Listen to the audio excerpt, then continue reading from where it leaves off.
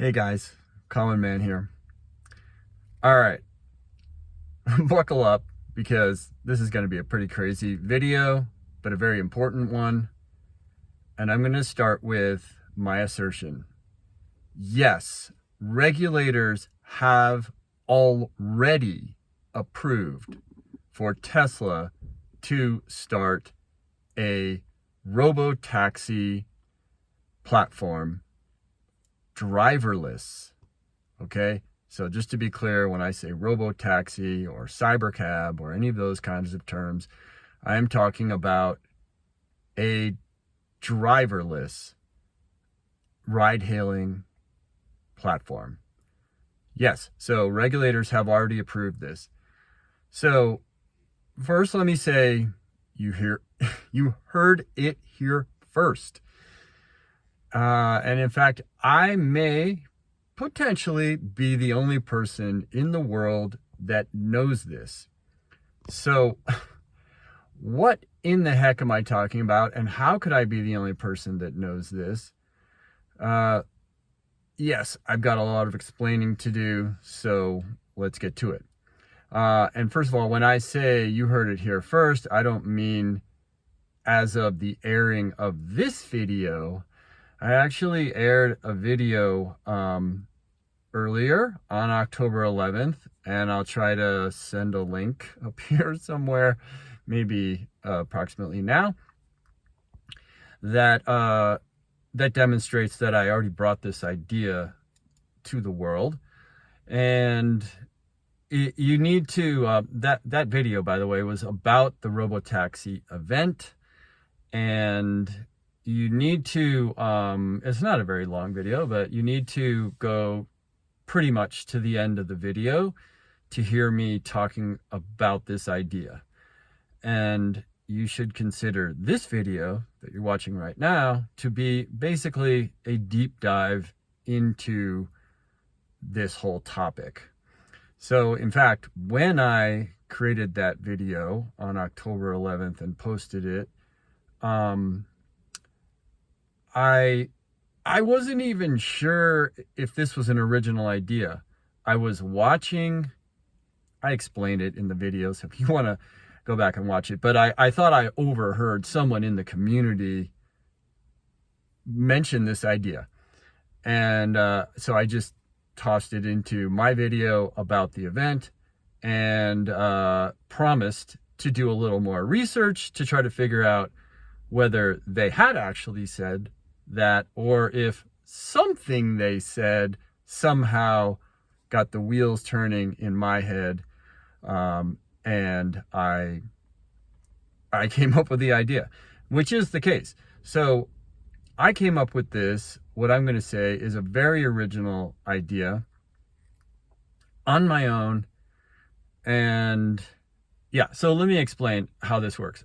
How have the regulators approved this? So sorry, I got to look at my notes periodically because this is a pretty dense situation. There's a lot of points to cover. So Tesla is already doing this. They just need to create the ride-hailing platform and handle it in a certain way, and it'll all work. So what am I talking about? So Tesla already has FSD in beta form going right now, and basically people are riding around in their own Teslas and they are supervising. So those same people that are supervising FSD and occasionally taking over when needed, those same people could be hailing a Tesla on the platform that Tesla launches, and they could launch this anytime if they took this approach. So the approach would be they would launch this platform, and people who have this ability and skill and experience, these trained experts in supervising FSD, they could hop into a Tesla vehicle that's on the platform and be the driver. Okay. And they could bring however many people they want in that vehicle.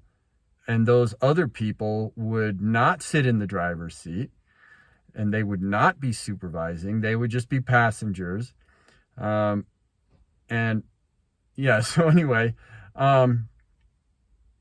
that is how this platform is already pre-approved, is if Tesla recognized that the person getting in the vehicle was already trained in supervising FSD in operation, the person would sit in the driver's seat and supervise during the ride, and that's no different than what's already happening. So there you have it. So I will say this, it creates a situation that sounds like a deal killer, but I'm going to say it's not a deal killer. Let me explain. So let's say that someone wanted to not deal with parking and they want to go to a baseball game downtown or whatever. So they hail one of these vehicles, and the vehicle takes them down to the event, and well, they would stop somewhere, park somewhere, and then walk to the baseball game.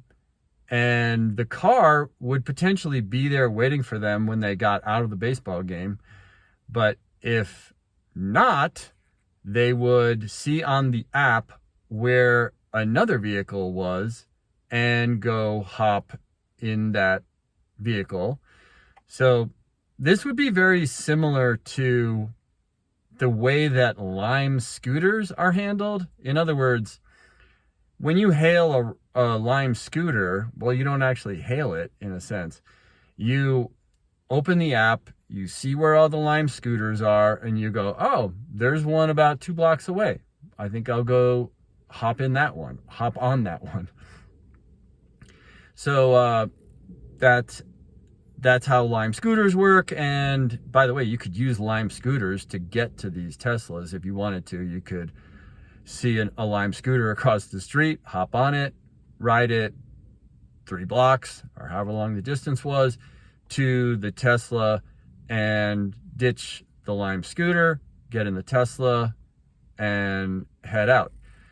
But the point is, what I'm trying to say is that if this program depends on there being already trained people who are going to do the supervising of the FSD when they hail that vehicle, then the vehicle can't just arrive at your location without a driver, because the vehicle needs constant supervision until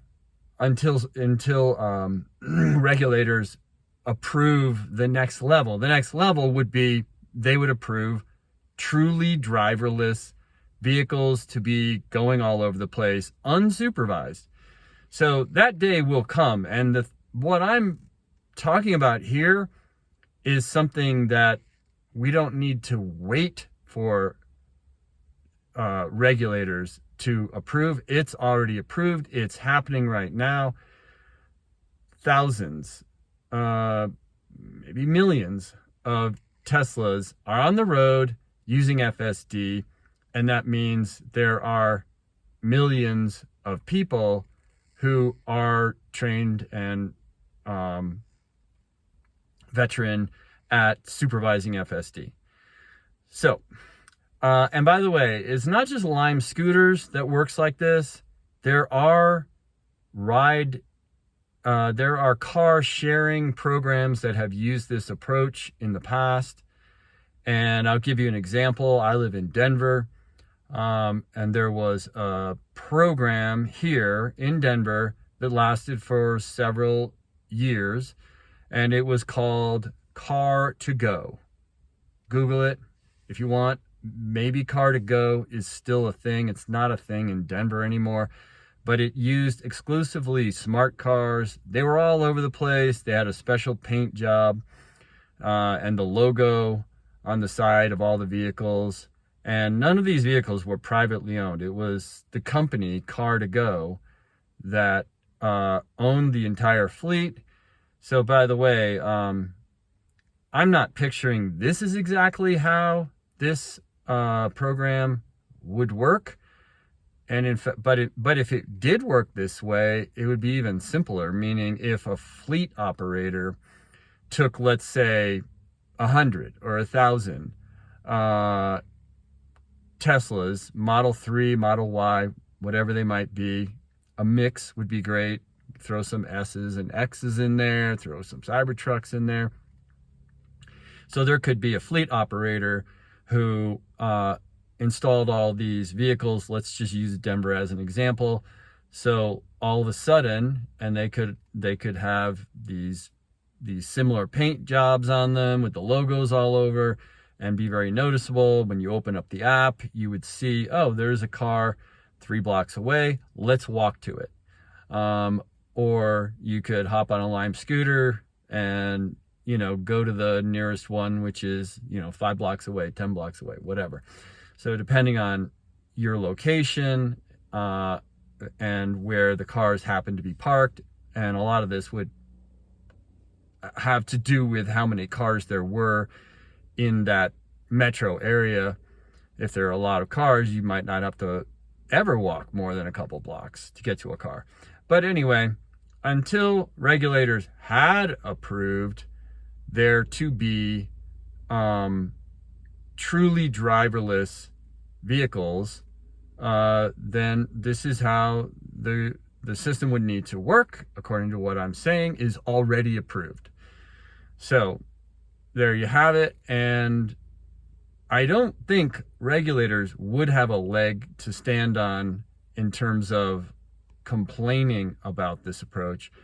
And there have been a lot more aggressive tech companies that have come along and just sort of forced disruption. This would be a pretty compliant way. Well, I think completely compliant and fairly low in terms of sort of the aggressiveness of this approach. Compare it to, say, Uber. Uber went, added a new city, every few weeks or months or whatever it was.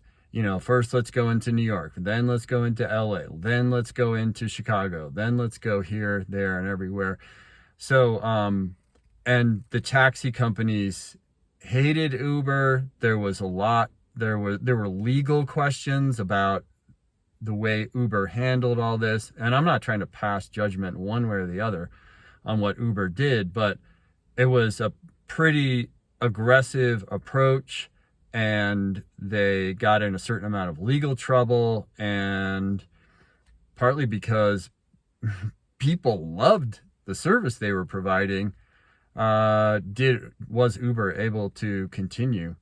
So anyway, I think that Tesla could launch this platform tomorrow if they wanted to, and proceed and not wait for regulators to approve anything, because regulators have already approved this. It's going on now. So I think enough said there. All right, just trying to check and see what else I want to say. Another point I want to make is that in addition to these, what I just described, which would be an experienced FSD supervisor hopping in the vehicle and providing that supervision, there could also be drivers in some of these vehicles. So if somebody wanted to use the Tesla platform and get a vehicle, they'd pay a little bit more because they would get a driver. Well, a supervisor. A supervisor would show up at their location and supervise their ride to wherever they wanted to go. This would all happen on FSD, and very automatically, the Tesla system would basically be routing these vehicles all over the place. But the people who did the supervising would just remain in the vehicle all day. So for example, if I got a Tesla, which I don't have a Tesla, I'm sitting in a Nissan Versa right now, but if Tesla launched this platform tomorrow, I might be buying a Tesla tomorrow, and then I would become expert in supervising FSD. I would join the platform, and I would make money with my car. So, or I would just put the vehicle into the system according to what I said at the beginning of this video, and then the vehicle would alert me later in the day that it was nearby, and I would walk 5 blocks and see that my vehicle was sitting there, hop in it and drive it home and recharge it. So yeah, that's how that would work. I just want to point out that you don't need just expert supervisors to be hailing rides. Anybody can hail a ride. You would need somebody to be the supervisor, and you would get a particularly discounted price if you could do the supervising yourself when you hailed a ride. So I hope I'm explaining this well. I think I am. So there you have it. With this two-pronged approach, both FSD pros hailing rides and those people sitting in the vehicle as the designated supervisor. And these people could not even own a Tesla. They maybe learned how to do this using a Tesla, but then they realized, oh, I think I'm just going to sell my Tesla and get by with hailing rides through the Tesla system, and I'm going to get a special price because I've trained myself on my own Tesla or whatever. So enough said there. What I am trying to say, I hope you get it, is this has already been approved by regulators. Tesla could launch tomorrow a ride-hailing platform that would allow for people to get vehicles, and they wouldn't need any training. They would just pay a slightly higher price because the car would come to them and it would have a supervisor in it. Or if the person hailing the ride had the expertise already, which millions of Tesla owners currently have, then they would get a special lower price. So there you have it. Pre-approved by regulators. That's what I'm saying. All right. That's it for now. Ciao.